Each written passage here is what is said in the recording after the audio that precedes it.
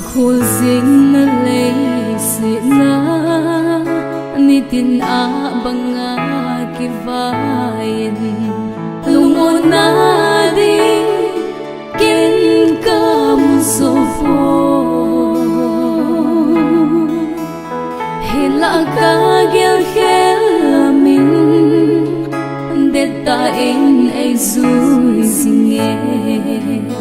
hết sun cây mà thêm ai chân xa xa ngày lúc ta Bukim cắt chân hi Krista ngày lúc là chấm kim su ở đây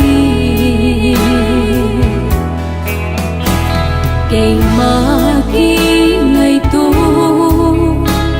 ngày khen la vang bộ na ai ngài lo cả bất cả nung bút rồi Hallelujah và trời yên ổn dinh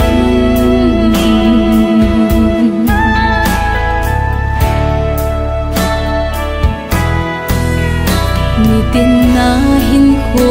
manda lunga na ngày tu kha em sipi kino lai lunga hin na chon sin em về na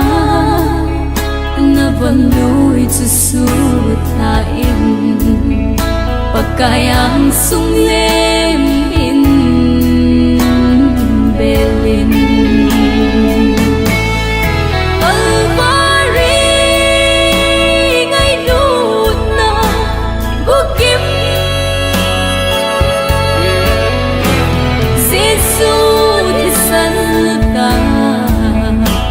hùng lung do ở chân nằm lệ kia đình yên bàn tôn ấy hôn bị ta tuần gió đã thêm chân nó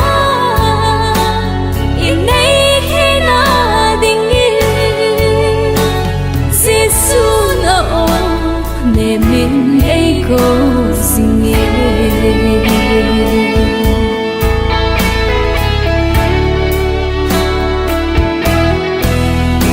Huto na Ngailut na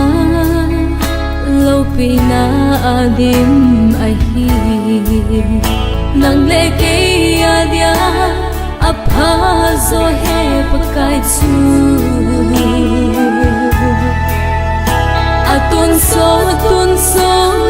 gia hình dinh pa kai hi thằng bạn na le va trôi na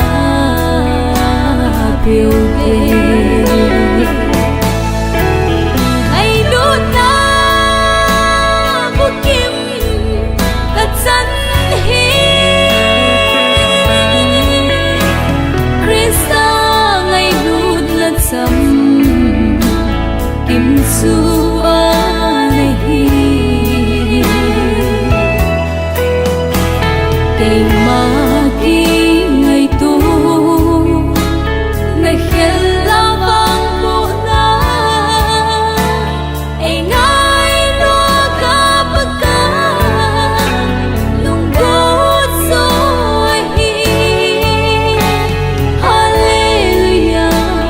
và trời yên ổn dinh